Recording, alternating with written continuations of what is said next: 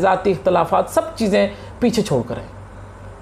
नाज़रीन, हम मौजूद हैं उज़्मा गुल साहिबा के साथ। ये जनरल हमीद गुल साहब की बेटी हैं, अल्लाह उनकी मग़फ़िरत फ़रमाए। आप कौन नहीं जानता जनरल हमीद गुल साहब को, उनकी कश्मीर के साथ मोहब्बत को, या जो कुछ उनकी खिदमत पाकिस्तान भर के लिए। उज़्मा साहिबा, इस वक्त आप क्या देखती हैं? आप जहाद की बात करती हैं, अगर हमीद गुल साहब ज़िंदा होते तो क्या तस्वीर होती? मैं आपको बताऊं कि ये जो जिस दिन मैंने इसका सोचा था वो ऐसे ही था कि मैंने अली गिलानी साहब का मैसेज ट्विटर पे पढ़ा था, जिस पे उन्होंने कहा था कि हम तो मर जाएंगे मगर खुदा को क्या, अल्लाह को क्या जवाब दोगे। तो मैं उस रात सो नहीं सकी और मैंने दिल में ये सोचा कि मैं अल्लाह के जवाब देने की तो बात की बात है, मैं तो अपने बाप को ही क्या जवाब दे सकूँगी। मैं अल्लाह तक तो पहुंच ही नहीं सकती। मैं जनरल साहब ही रास्ते में कह देंगे कि तुम यहाँ आगे नहीं जा सकती, कि तुमने क्या किया इस कौम के लिए, इस मुल्क के लिए, इस वतन के लिए। हमारा वतन है ना, कश्मीर भी हमारा वतन है। तो बस फिर मैंने सुबह उठ के सोचा, अपने हस्बैंड से मशवरा किया और मैंने कहा मैं कुछ करना चाहती हूँ, मुझे कुछ समझ नहीं आ रहा मैं क्या करूँगी। उन्होंने कहा मैं आपके साथ हूँ। और उस वक्त से मैं अभी तक एक लम्हा चैन से नहीं बैठी और काम कर रही हूँ और कोशिश कर रही हूँ। मुझे रास्ता अल्लाह जो जैसा बताता जाएगा चलती जाऊंगी, मगर मेरा मिशन है। और मैंने जैसे कहा है कि मुझे किसी की इजाज़त नहीं चाहिए कि मुझे जहाद कैसे फ़र्ज़ होता है। मैं तो समझती हूँ मुझ पे फ़र्ज़ है, मेरे घर वालों पे भी फ़र्ज़ है। तो मैं तो निकल पड़ी हूँ अपने मिशन के लिए। जो मुझे तरीका समझ आ रहा है अभी उस पर कर रही हूँ। जिस तरह का ज़रूरत पड़ेगी, मैंने जैसे कहा था कि सर देना होगा सर देंगे, जान देनी जान देंगे, खून देना खून देंगे। हाइपोथेटिकली अगर आप ये समझती हैं कि आपको किसी आपके बेटे को, आपकी किसी फैमिली को आप गन दे के भेजने का मौका मिलते तो आप ज़रूर भेजेंगे? मैं जी कभी कैसी बात है, अगर मेरे घर पे हमला होगा तो मैं किसी को छोड़ सकती हूँ? ये तो बात ही नहीं है। ये तो ऐसे समझे कि अगर आज हमारे पे हमला होता है तो मेरे बेटों को मैं नहीं गन दूंगी, मैं तो खुद असला पिस्तौल लेके जा सकती हूँ। तो बाकी दूसरों की बात नहीं है। मैं सबसे पहले खड़ी होंगी, मेरे बच्चे बाद में खड़े होंगे, मैं पहले खड़ी होंगी।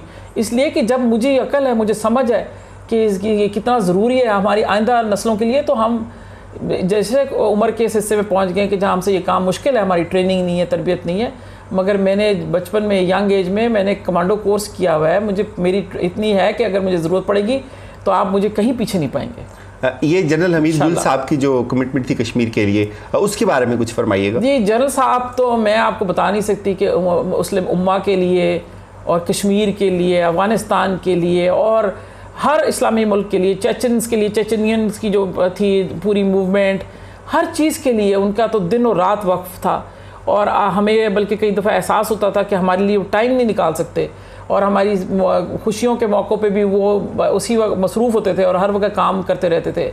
मगर ये था कि हम बैठ जाते थे, जब वो कभी आराम कर रहे होते थे उनके साथ बैठ के, वो फिर हमें घंटों बताते थे कि इसका बैकग्राउंड क्या है, क्यों है और ये कितना ज़रूरी है उम्मत मुसलमान के लिए और पाकिस्तान का क्या रोल है। मैं आपको आज यकीन दिलाती हूँ कि पाकिस्तान इंशाअल्लाह दुनिया को मुस्लिम उम्मा को लीड करेगा। पाकिस्तान की जो डेस्टिनी है, पाकिस्तान की जो तकदीर है, वो जो आज आपको नज़र आ रही है वो ये बिल्कुल नहीं है। ये एक सिप्पी के अंदर बंद मोती की तरह है, गौहर की तरह है, गौहर नायाब। ये आपको वक्त बताएगा, क्योंकि पूरी दुनिया के अंदर सिर्फ 2 ही ऐसी मुमलकतें हैं जो कि आइडियोलॉजी पे बनी है। एक पाकिस्तान जो कि रियासत मदीना के आइडियोलॉजी पे बना है, और एक है इज़राइल और वो भी एक आइडियोलॉजी पे बना है। तो हम एक दूसरे के मुखालिफ सोच के लोग हैं और हमारी जो हैसियत है, हमने पूरी दुनिया में मुस्लिम उम्मा को लीड करना है और उसकी निशानियां हैं हमारे पास। आप देखें कि जो कौम एक सुई नहीं बना सकती वो न्यूक्लियर बनाती है, वो नसर जैसे मिसाइल बनाती है, वो क्या क्या चीज़ें बना लेती है, शाहीन जैसे गौरी और हतब बना लेती है, गजनवी बना लेती है। तो क्या आपको नहीं समझ आता? क्या अल्लाह के इशारे समझ नहीं आते? क्या हम किसी दुनिया में कहीं किसी मुसलमान को तकलीफ़ हो, हम चाहे कुछ करें या ना करें, आंसू हम घर में ज़रूर बहा लेते हैं। हर मुसलमान का हमें दर्द है। तो ये ऐसे नहीं है, ये अल्लाह ताला ने कोई वो कहते हैं ना ख़ास है तरकीब में कौम रसूल हाशमी। तो ये हम हैं जो इंशाल्लाह उसको करके दिखाएंगे इस बात को कि हमारी क्या तरकीब ख़ास है।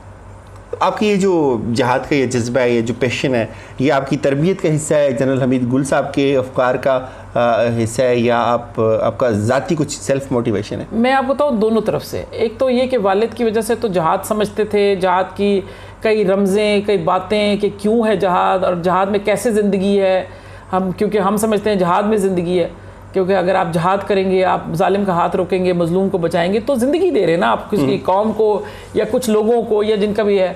मगर जो बात ये कि अब पढ़ने से और कुरान समझने से आप और भी अंदाज़ा हो गया कि, और सबसे बड़ी बात है, अगर आप इस वक्त, मैं आपको यकीन करें कि मुझे तो यकीन नहीं आता, हमारे लोगों को पता नहीं है कि सूरह निसा की जो 74, 75 और 76 आयत है उसमें तो आज से ज़्यादा किसी पे के इस हालात में किसी के ऊपर वो लागू ही नहीं है कि जहाँ अल्लाह ताला कहता है कि लोग खुद कहेंगे कि क्यों नहीं हमें तुम्हें क्या हो गया है, तुम क्यों नहीं बाहर निकलते और हमें इस बस्ती से निकालते जिन पे हम पे जुल्म हो रहा है।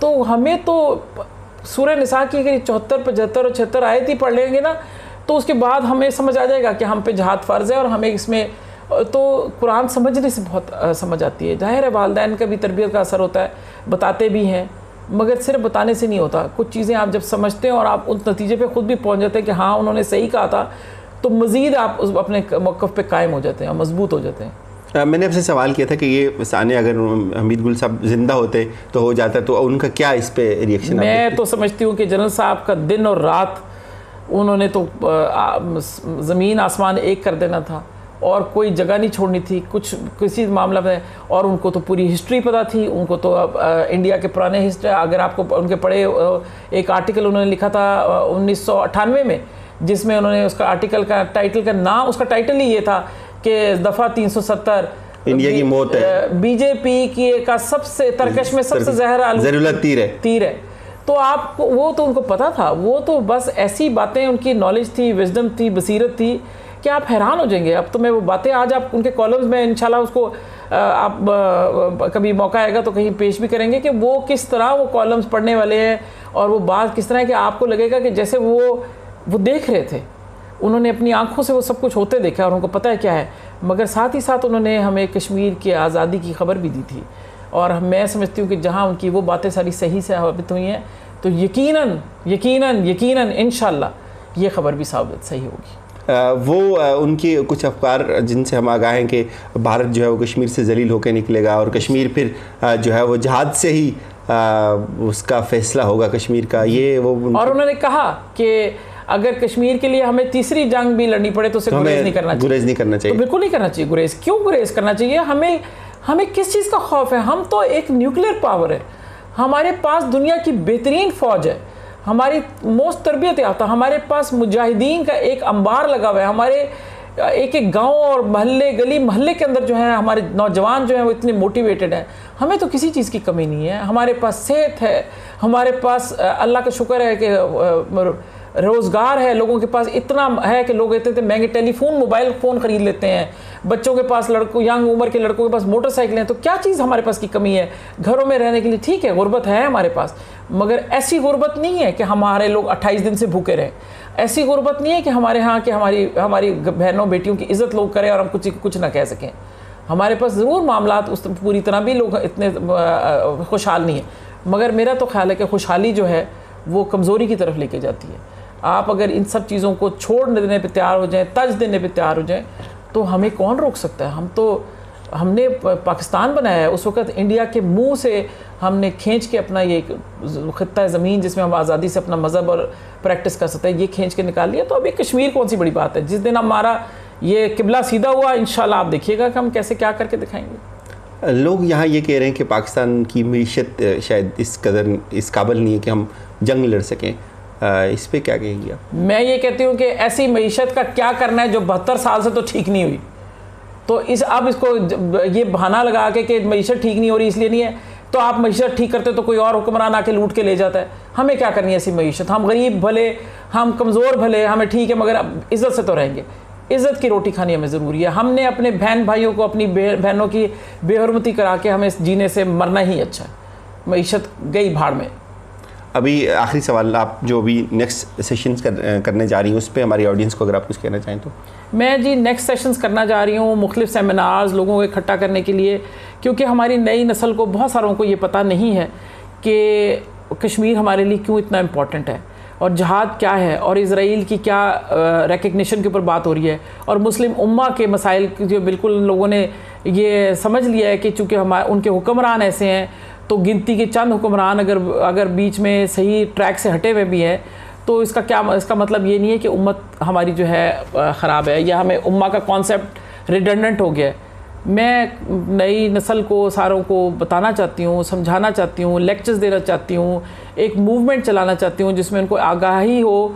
और क्योंकि ये मसला कश्मीर पे नहीं ख़त्म होगा, इंशाल्लाह कश्मीर फ़तह करेंगे, हम दिल्ली तक जाएंगे, ज़रूरत पड़ी तो हम इंशाल्लाह, श्रीनगर तो हमारा वैसे ही अपना घर है, मगर हम आगे तक जाएंगे, क्योंकि अगर जब हमने काम शुरू किया तो हमारी पूरी कौम तैयार होगी। और इंशाल्लाह आप देखिएगा कि ये हम बड़ा नहीं बोलना चाहिए इंसान को, मगर कम से कम ऐसी बात, एक अच्छा ख्वाब ज़रूर देख लेना चाहिए, और ख्वाब ये है कि हम एक ग्रेटर पाकिस्तान हासिल करेंगे इंशाल्लाह। बहुत बहुत शुक्रिया उस्मा गुल साहिबा। नाज़रीन, कश्मीर सॉलिडरिटी जो मूवमेंट है उसका हिस्सा ज़रूर बनिए, उसको फेसबुक पे प्रमोट कीजिए, उसको ट्विटर पे प्रमोट कीजिए। बेसिकली वो भी कश्मीर के लिए है, कश्मीरियों के लिए है, कश्मीर कॉज के लिए है, जो हमारे उस पार गुज़श्ता 26-27 रोज़ से महसूर कश्मीरी माएँ बहनें, जो बुज़ुर्ग, जो बच्चे हैं, या उनकी सपोर्ट के लिए एक बड़ा प्लेटफॉर्म है जो पूरे पाकिस्तान की आवाज़ है। तमाम लोगों को ये हक़ है वहाँ आएँ, उस पर गुफ्तगू करें। और इंशाअल्लाह मैं हमेशा ये कहता हूँ कि यहीं से तहरीकें निकलती हैं, यहीं से लोगों की जहन साजी होती है, यही प्लेटफॉर्म होते हैं जो लोगों को तारीख़ी पस मंज़र से वाकिफ़ करते हैं, यही प्लेटफॉर्म होते हैं जो लोगों को ये बताते हैं कि इस वक्त ज़माने की आपसे क्या पुकार है, आपके मुसलमान भाइयों का, बहनों का आप पे क्या हक़ है। इसी तरह ही तहरीकें निकलती हैं, यहीं से लोग शख्सियात बनती हैं, यहीं से नज़रियात जन्म लेते हैं। फ़िलहाल मेरी तरफ से यही कुछ। अपना ख्याल रखिएगा, अपने फ़ीडबैक से ज़रूर आगाह कीजिएगा। अल्लाह हाफ़िज़।